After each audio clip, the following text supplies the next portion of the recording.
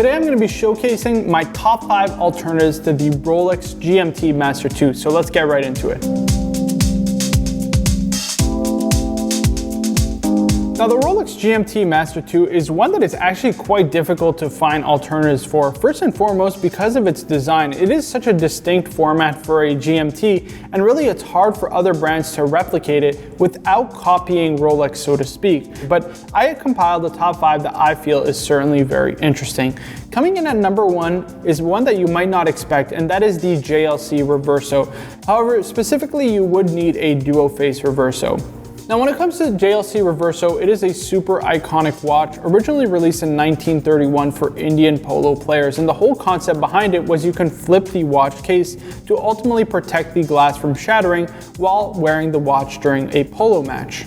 So although JLC originally released the Reverso in 1931, it would only be later on in 1994 that JLC would release the Duoface Reverso. This was a watch that had the same functionality as the Reverso in that you can flip the case over, but now it actually featured a second dial that could keep time, and via a pusher in the crown, which would allow you to move the hours forward and ultimately track a distinct time zone if you were traveling, for example. However, nowadays they actually feature a much more practical slide element at the top of the case, which allows you to very quickly and easily change the hour hand on the second side of the Reverso.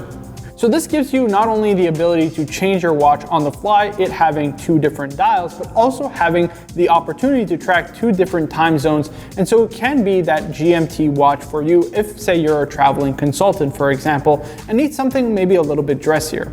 Obviously, the Reverso is one of the most iconic and recognizable watches ever made because of that rectangular case shape, but add to it its functionality of being able to track a second time zone, and given the fact that JLC has released so many different variations of the Reverso over the years, you can really alter and tailor which Reverso is really perfect for your collection and your sense of style. So I think it's not only one of the greatest and most iconic and recognizable watches, but also a fantastic overall alternative to the Rolex GMT-Master II.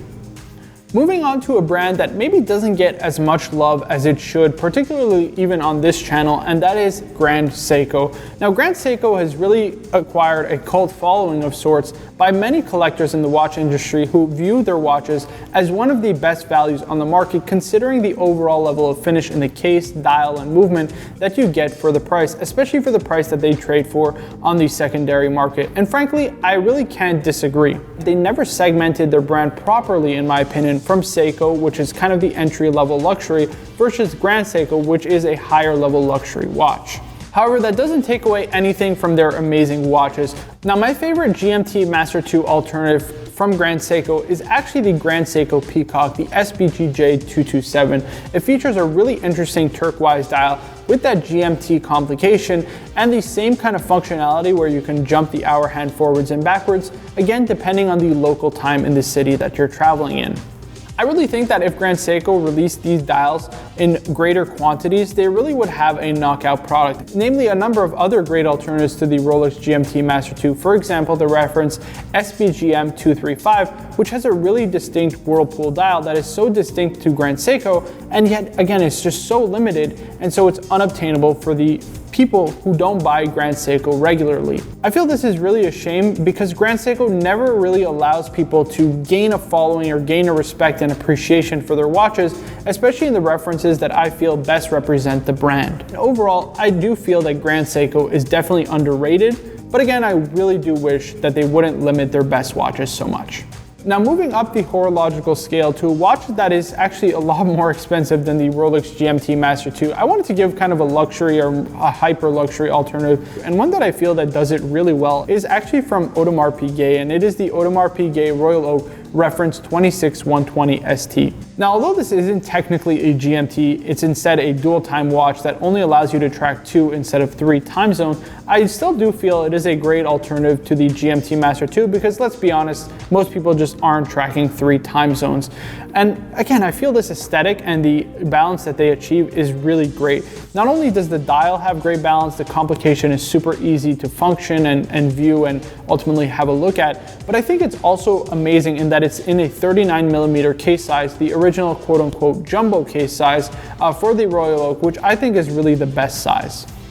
So not only does it feature the grade 39mm case size, but the watch is also powered by a JLC movement, which would have also been the case in the original reference 5402 designed by Gerald Genta. So overall, not only do you get a really balanced aesthetic, a great complication that is very functional, and also in one of, if not the most collectible formats in the Royal Oak case and bracelet, but again, I think that overall the design is just fantastic, and prices on these are somewhat reasonable compared to, for example, three-hand Royal Oaks. And again, you do get that added functionality of being able to track a second time zone. So overall, if I were to choose a luxury alternative to the Rolex GMT-Master II, the AP Royal Oak reference 26120 ST would definitely be my choice. Now this next alternative, again, is not technically a true GMT. However, I do feel it is a fantastic watch from a brand that has really been starting to gain a lot of traction and a lot more following, which I absolutely love, and that is Panerai. And the watch I'm talking in question is the Panerai PAM 1535. Now the watch itself sports the ability to track a second time zone. It actually has an in-house movement from Panerai. It has the same functionality as the Rolex GMT-Master II, with the hour hand being able to jump forwards and backwards by 1 hour increments. And not to mention the really nice design in that it's in a 42mm case format, which is a lot more practical and easy to wear. It has that iconic crown guard that is so distinct from the Luminor series. And that dial is really spectacular. It has almost like a hobnail pattern to it, and what Panerai collectors call a sausage dial, in that the lume is applied as opposed to having a sandwich dial. Now another interesting quirk about this watch is a function in its movement, and it has what's called a zero reset, which actually flicks the second hand back to zero whenever you pull out the crown to set the time. And this is a super useful complication in that it allows you to actually set it and sync it with, say for example, your phone, your computer, or maybe even something like an atomic clock or a regular desk clock, so that you can ultimately test the accuracy pretty easily and pretty readily for your watch.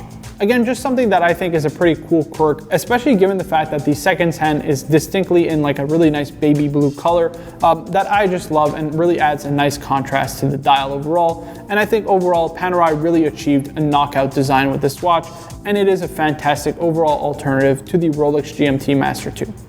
Now lastly are a couple of more obvious choices, those from Tudor, and that is the Tudor Black Bay GMT. I'd even say the new Tudor Black Bay Pro is a fantastic alternative. Even, for example, the Longines Zulu Time, which was just released this year. I think these are three really great watches from Tudor and Longines that present themselves as great, somewhat affordable alternatives to the Rolex GMT-Master II without skimping out on quality and, of course, complication.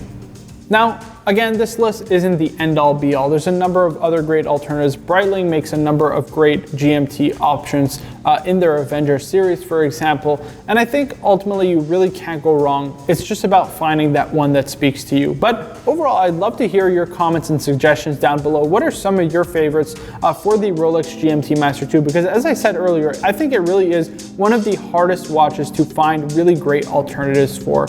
I'd love to hear your suggestions down in the comments below. And of course, guys, please be sure to like the video, subscribe for more in the future, and guys, as always, I'll see you in the next one.